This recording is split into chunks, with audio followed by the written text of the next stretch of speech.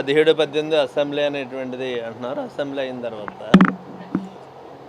మరి అసెంబ్లీ తర్వాత కొన్ని బిల్స్ ఏవో పెడతారు.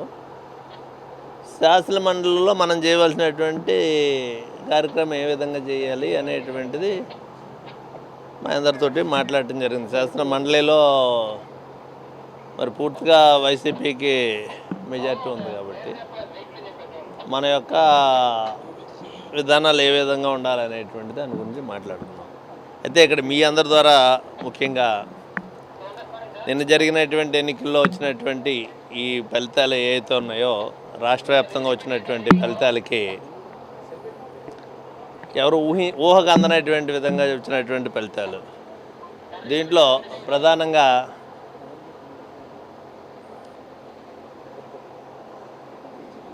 నిన్న జరిగినటువంటి ప్రమాణ స్వీకారం ఈ కార్యక్రమంతో చూసాం. దీనికి పూర్తి కారణం పవన్ కళ్యాణ్ గారిని మనస్ఫూర్తిగా అభినందిస్తున్నా. అదేవిధంగా ముఖ్యమంత్రిగా ప్రమాణ స్వీకారం చేసినటువంటి చంద్రబాబు నాయుడు గారిని, వాళ్ళ మంత్రివర్గాన్ని కూడా అందరినీ కూడా అభినందిస్తూ ప్రజలకు ఉపయోగపడేటువంటి కార్యక్రమాలు చేస్తారని చెప్పేసి రాష్ట్రం అంతా ఎదురు చూస్తుంది. అదేవిధంగా వైఎస్ఆర్ పార్టీ పక్షాన అంటే ప్రతిపక్షం అంటే ప్రజల పక్షం, అధికార పక్షం అంటే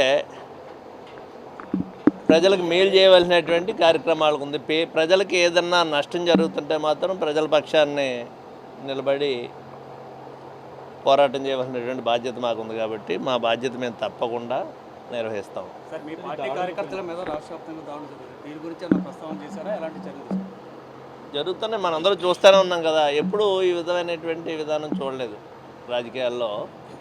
చాలా కాలంగా ప్రభుత్వాలు వస్తుంటాయి, పోతుంటాయి. ఈ ప్రభుత్వాలు ఈ రకమైనటువంటి కక్షాదింపు అనేటువంటిది మనం మొట్టమొదటిసారిగా చూస్తున్నాం. అయితే ఇది గెలిచినటువంటి ఆనందంలో వాళ్ళు ఉంటారు, ఓడిపోయినటువంటి బాధలో వైఎస్ఆర్ పార్టీ కార్యకర్తలు ఉంటారు. 4 రోజులు సమన్వయం పాటించవలసినటువంటి అవసరం ఉందనేటువంటిది మేము నియోజకవర్గంలో ఉన్నటువంటి కార్యకర్తలందరికీ కూడా మీటింగ్లు పెట్టి చెప్పడం జరిగింది. ఎక్కడా కూడా నష్టం జరిగితే మాత్రం తప్పనిసరిగా అక్కడ మేము ఉంటామనేటువంటి చెప్పాం. ఏ కార్యకర్తకి అన్యాయం జరిగినా ఊరుకునేది లేదు. ఎవరి మీదకి మనం వెళ్ళొద్దు. ఎవరన్నా మన మీదకి వస్తే మాత్రం ముడుసు కూర్చునేటువంటి పరిస్థితి లేదు. మనం చేయగలిగినటువంటి ప్రయత్నం మనం చేద్దామనేటువంటిది చెప్పాం. ఏదో గెలిచిన ఆనందంలో వాళ్ళు మాట్లాడచ్చు. ఈవేళ ఓడిపోయాం కాబట్టి 4 రోజులు ఓపికగా ఉండండి అనేటువంటిదే చెప్పడం జరిగింది. ఏది ఏమైనప్పటికీ దురదృష్టకరమైనటువంటి పరిస్థితులు. ఈ రాష్ట్రంలో ఈ రకమైనటువంటి ఎన్నికలు వస్తాయి, వెళ్తాయి. ఎవరో ఒక పార్టీకి వెళ్తుంది, ఒక పార్టీ ఓడిపోతుంది. ఇవన్నీ చూసాం. ఈరోజు ముఖ్యమంత్రి గారు మమ్మల్ని అందరినీ పిలిచి మీటింగ్ పెట్టినటువంటి కారణం కూడా కౌన్సిల్లో మనం ఏ రకంగా మనం వాణి వినిపించాలి. ప్రజల పక్షాన్ని నుండి ప్రభుత్వం ప్రజలకు ఇబ్బంది కలిగేటువంటి ఏ నిర్ణయం చేసినా దాన్ని వ్యతిరేకిస్తాం. ప్రజలకు మేలైనటువంటి కార్యక్రమం చేస్తే కూడా దాన్ని సమర్థించడం కూడా చేస్తాను నేను నా పరంగా.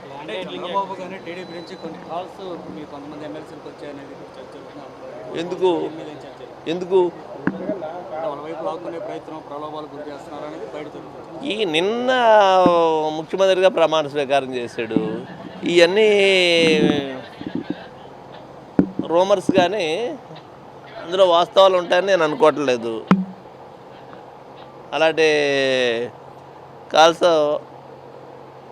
ఇంకా ఎవరికి వచ్చినాయి అనేటువంటిది అనుకోవట్లేదు. నాకైతే రాలేదు. అలాగైతే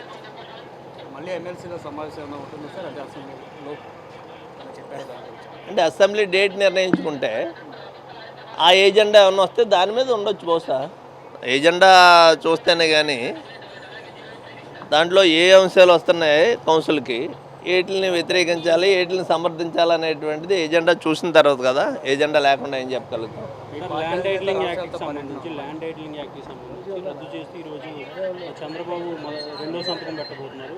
ఈ అసెంబ్లీలో కూడా బిల్లు పెడితే మీ విధానం ఎలా ఉంటుంది? బిల్లు వచ్చి దాంట్లో ఏమి పొందుపరిచారో చూస్తే దాని మీద సమర్థించాలా, వ్యతిరేకించాలా అనేటువంటిది వాళ్ళు తీసుకునే నిర్ణయాన్ని బట్టి వాళ్ళు ఏమి దాంట్లో పొందుపరిచారు, ఏ అంశాల గురించి మాట్లాడారని చూసిన తర్వాత కదా మేము మాట్లాడగలిగింది. అది ప్రజలకి ఇబ్బంది కలిగేది ఉంటే మాత్రం తప్పనిసరిగా ప్రజాపక్షాన్ని మేము ఉంటాం. దానివల్ల ప్రజలకు మేలు జరుగుతుందంటే కూడా సమర్థిస్తామని చెప్తున్నాం కదా. Please subscribe Telugu Politics.